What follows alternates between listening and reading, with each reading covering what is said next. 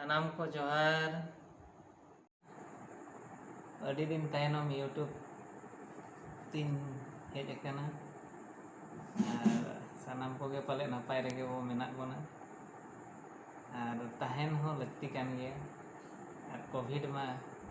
जहाँ अब को तोल दोहो आकाद बोना हानते नाते चला रे लगती जानी ओडोकोग काना।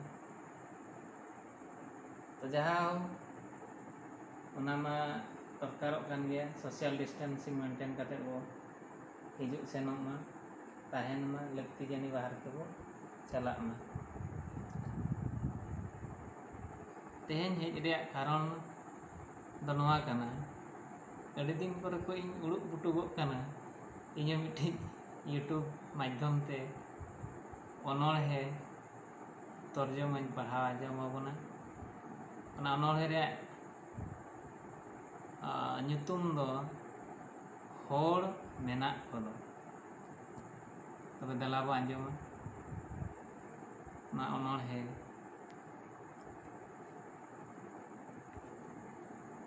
आम आमाग लासेर हतांग खाटाव में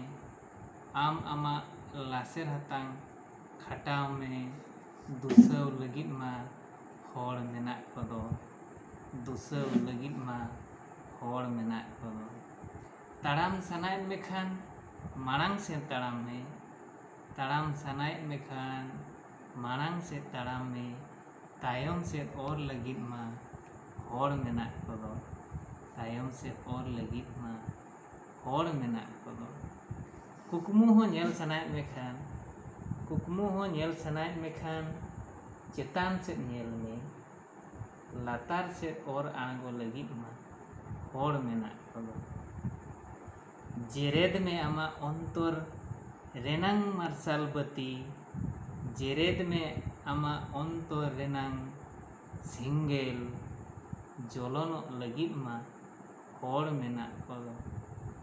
जलोनो लगित मा होड़ मेनाक कोदो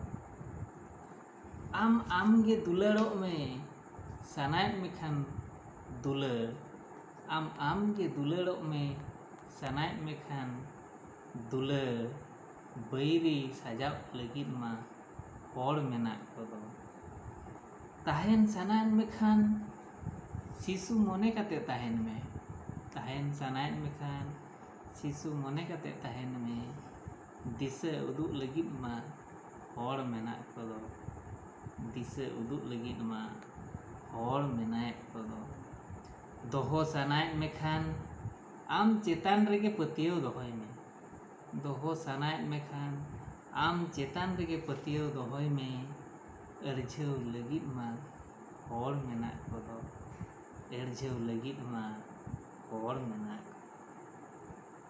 आमा होर दो आमगे अरुय में आमगे बदल में आमा होर दो आमगे अरुय में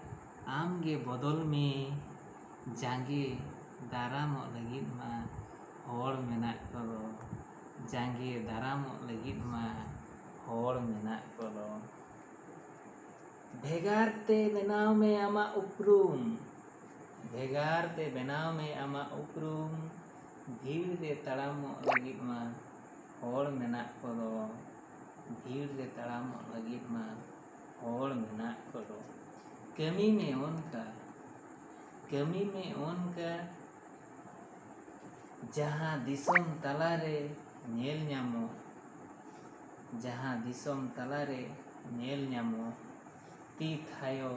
साराव लगित मा होड़ मेनाक कोदो ती थायो साराव लगित मा होड़ मेनाक कोदो नोआ तर्जमा दो हिंदी एक्टर अनुपम खेर को सांतार तेñ अनुवाद किया अकिन हो चरक सही हिंदी ते किन गाबान रोल ले ताहेन तबे चेक लेका बो बुझाव किया और नोआ अनोढ़े आंजम परे नोआ इñा यूट्यूब चैनल सब्सक्राइब मा ताबो ऑल घंटी नोटिफिकेशन हो दबाव तराय मा और आबोरिन खेरवाड़ को चेतान ते दिसोम पारम दिसोम गोटा पासनाव में इन्हें गिन आसोग कना। मा तबे जोहार।